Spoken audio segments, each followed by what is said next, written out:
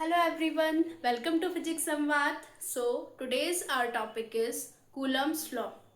तो आज हम जानेंगे कि Coulomb's law क्या होता है.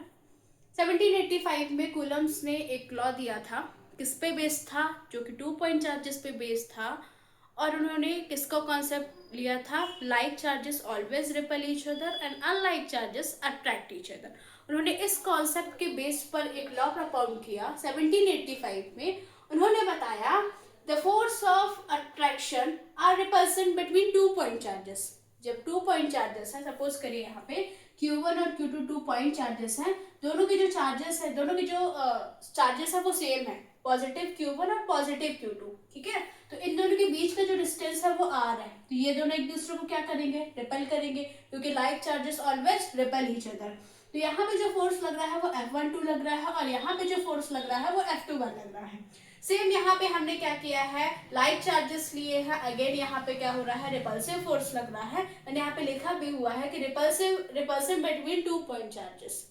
Q1 और Q2 क्या है? पॉइंट चार्जेस है.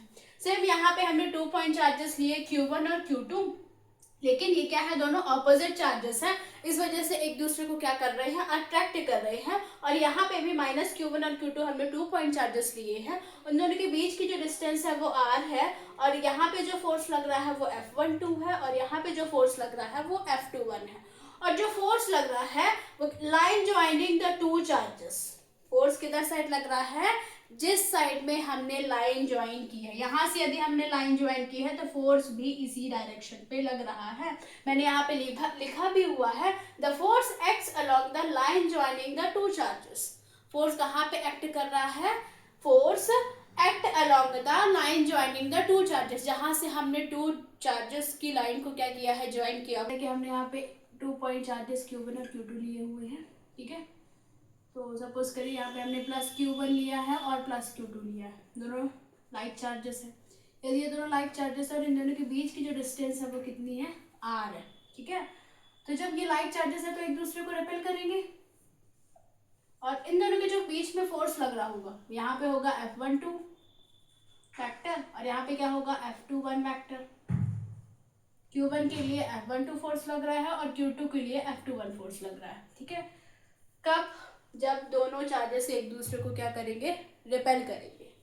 इसी तरह इन्होंने क्या किया कि 2 point चार्जेस लिए Q1 और Q2, जिनके बीच की जो डिस्टेंस है वो अगेन R है.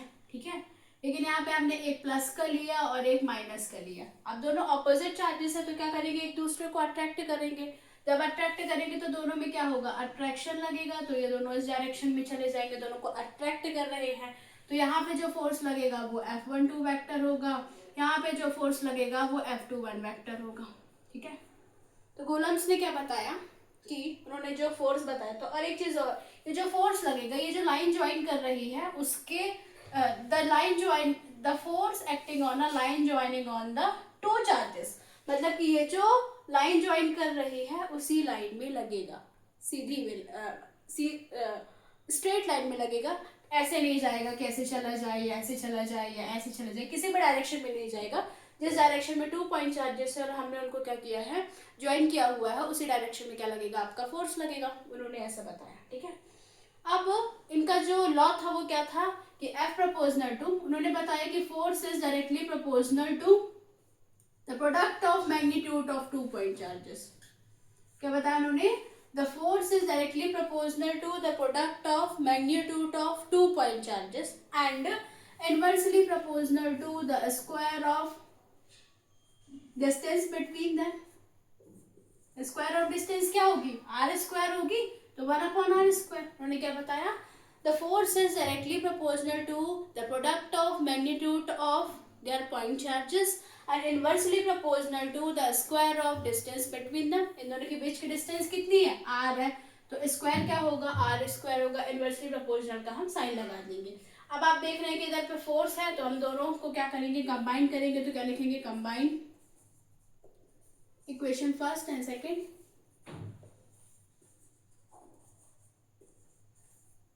ठीक है, जब हम इन दोनों को कंबाइन करेंगे तो कितना आएगा? F proportional to Q1 Q2 upon R square.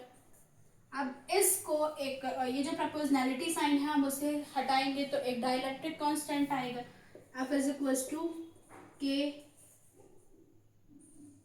Q1 Q2 upon R square, where K is a dielectric constant, where K is a dielectric constant,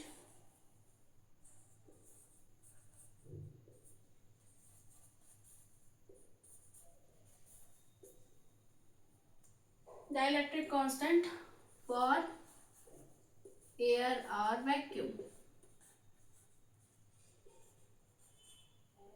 Okay, where K is a dielectric constant for air or vacuum. अब K की value निकालेंगे, मैं ऐसा partition कर रही हूँ, K की value निकालेंगे तो F is equal to K की जो वैल्यू होती है डाइलेक्ट्रिक कांस्टेंट K की वैल्यू होती है एयर और वैक्यूम के लिए K इज इक्वल टू होता है 1/4 पाई एप्सिलॉन नॉट। ठीक है, इसको हम क्या पढ़ते हैं, एप्सिलॉन नॉट पढ़ते हैं, एप्सिलॉन नॉट या फिर एप्सिलॉन जीरो पढ़ते हैं। ठीक है, ठीक, तो एप्सिलॉन नॉट की जो वैल्यू होती है किसके लिए होती है, एयर डाइलेक्ट्रिक कांस्टेंट में एप्सिलॉन नॉट की जो वैल्यू होती है किसके लिए, एयर या वैक्यूम के लिए होती है 8.854 इंटू 10⁻⁻12। इसकी जो यूनिट होती है वो होती है newton square, sorry coulomb newton inverse metre की power -2, coulomb square newton inverse metre की पावर -2 होती है। ठीक है, तो अब एप्सिलॉन नॉट की वैल्यू आप यदि यहाँ पे पुट करेंगे तो K इज इक्वल टू कितना हो जाएगा 1/4 पाई की वैल्यू होती है 3.14 इंटू एप्सिलॉन नॉट की वैल्यू कितनी है 8.854 इंटू 10⁻⁻12। ठीक, तो K की वैल्यू कितनी आ जाएगी 9 इंटू 10⁻9। इस स्मॉल K की वैल्यू आप यदि यहाँ पे पुट करेंगे तो कितना आएगा, F is equal to 9 into 10⁻9 Q1 Q2 upon R square.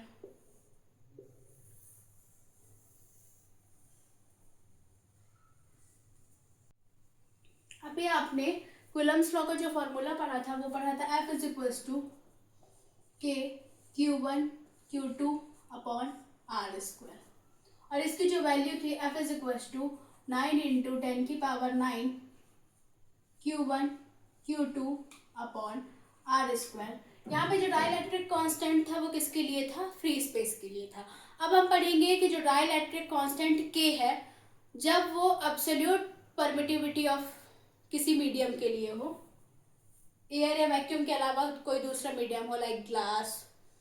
ठीक है, तो क्या होगा F is equal to K Q1 Q2 upon R square. अब यहाँ पे जो K है K की वैल्यू कितनी हो जाएगी 1/4 पाई एप्सिलॉन नॉट, एप्सिलॉन बस होगी, सॉरी, K की वैल्यू कितनी होगी 1/4 पाई एप्सिलॉन नॉट। एप्सिलॉन क्या है, absolute permittivity of another medium. ठीक है, तो एप्सिलॉन इज इक्वल टू क्या होता है, एप्सिलॉन नॉट की इस एप्सिलॉन की वैल्यू यदि आप यहाँ पे पुट करेंगे तो कितना आ जाएगा, K is equal to 1/4 pi epsilon naught फिर की। अब इस डाइलेक्ट्रिक कांस्टेंट K की वैल्यू यदि आप यहाँ पे पुट कर देंगे तो क्या होगा आपके पास, F is equal to 1/4 pi epsilon naught K Q1 Q2 upon R square, और इसकी जो यूनिट होगी वो न्यूटन होगी क्योंकि फोर्स की यूनिट जो होती है वो न्यूटन होती है।